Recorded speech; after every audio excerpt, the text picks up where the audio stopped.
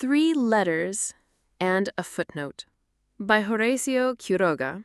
Sir, I am taking the liberty of sending you these lines, hoping you will be good enough to publish them under your own name. I make this request of you because I am informed that no newspaper would accept these pages if I signed them myself.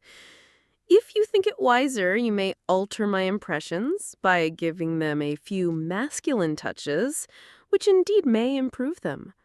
My work makes it necessary for me to take the streetcar twice a day, and for 5 years I have been making the same trip. Sometimes on the return ride, I travel in the company of some of my girlfriends, but on the way to work, I always go alone. I am 20 years old, tall, not too thin, and not at all dark-complexioned. My mouth is somewhat large, but not pale. My impression is that my eyes are not small. These outward features, which I have estimated modestly, as you have observed, are nevertheless all I need to help me form an opinion of many men. In fact, so many that I'm tempted to say all men. You know also that you, men, have the habit, before you board a streetcar, of looking rapidly at its occupants through the windows. In that way, you examine all the faces, of the women, of course, since they are the only ones that have any interest for you. After that little ceremony, you enter and sit down. Very well, then.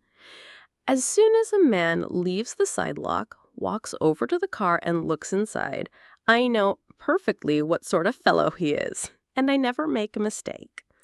I know if he's serious, or if he merely intends to invest 10 cents of his fare in finding an easy pickup. I quickly distinguish between those who like to ride at their ease and those who prefer less room at the side of some ground. When the place beside me is unoccupied, I recognize accurately, according to the glance through the window, which men are indifferent and will sit down anywhere, which are only half interesting and will turn their heads in order to give us the once-over slowly after they have sat down, and finally, which are the enterprising fellows who will pass by 7 empty places so as to perch uncomfortably at my side, way back in the rear of the vehicle. Presumably, these fellows are the most interesting. Quite contrary to the regular habit of girls who travel alone, instead of getting up and offering the inside place to the newcomer, I simply move over toward the window to leave plenty of room for the enterprising arrival. Plenty of room. That's a meaningless phrase. Never will the 3/4 of a bench abandoned by girl to her neighbor be sufficient. After moving and shifting at will, he seems suddenly overcome by a surprising motionlessness, to the point where he seems paralyzed. But that is mere appearance, for if anyone watches with suspicion this lack of movement, he will note that the body of the gentleman imperceptibly, and with a slyness that does honor to his absent-minded look, is slipping little by little down an imaginary inclined plane toward the window where the girl happens to be, although he isn't looking at her and apparently has no interest in her at all. That's the way such men are. One could swear that they're thinking about the moon. However, all this time, the right foot, or the left, continues slipping delicately down the aforementioned plane. I'll admit that while this is going on, I am very far from being bored.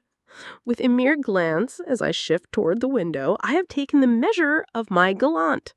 I know whether he's a spirited fellow who yields to the first impulse, or whether he's really someone brazen enough to give me cause for a little worry.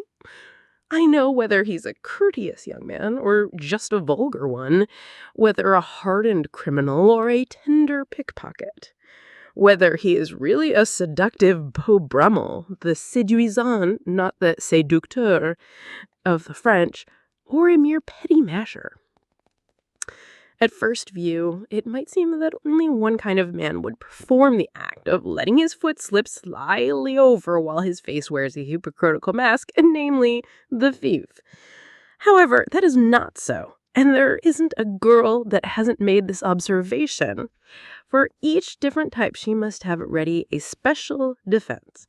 But very often, especially if the man is quite young or poorly dressed, he is likely to be a pickpocket.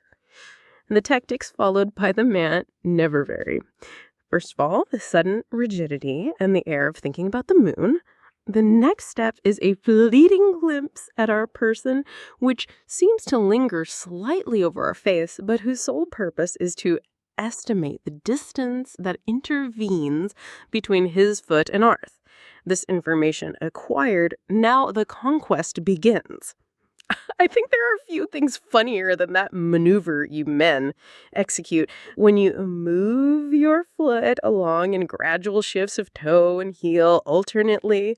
Obviously, you men can't see the joke, but this pretty cat and mouse game played with a size 11 shoe at one end and at the other up above near the roof, a simpering idiotic face, doubtless because of emotion, bears no if comparison so far as absurdity is concerned with anything else you men do. I said before that I was not bored with these performances, and my entertainment is based on the following fact. From the moment the charmer has calculated with perfect precision the distance he has to cover with his foot, he rarely lets his gaze wander down again. He is certain of his measurement, and he has no desire to put us on the guard by repeated glances. You will clearly realize that the attraction for him lies in making contact and not in merely looking.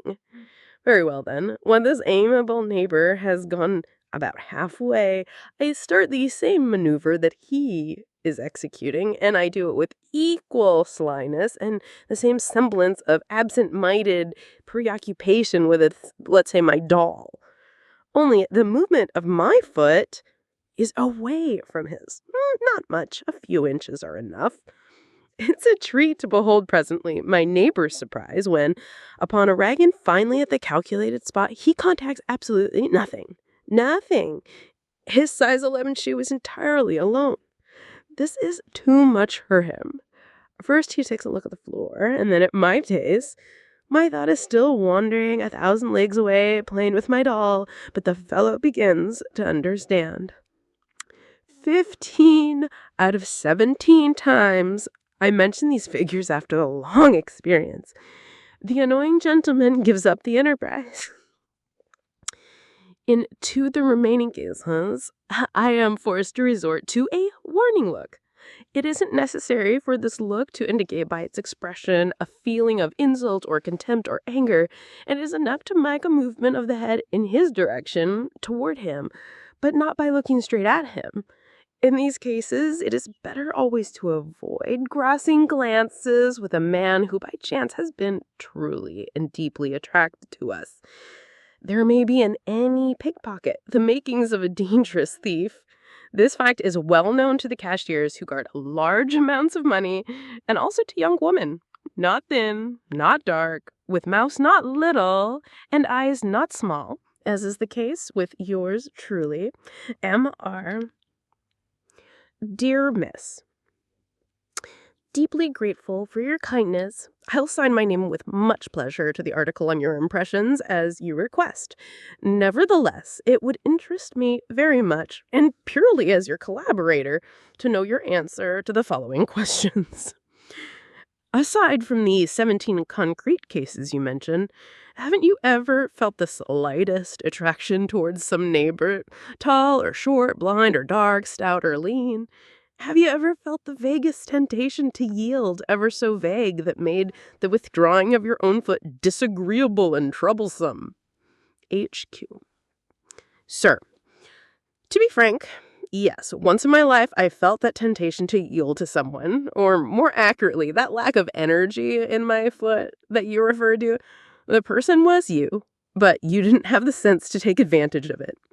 MR.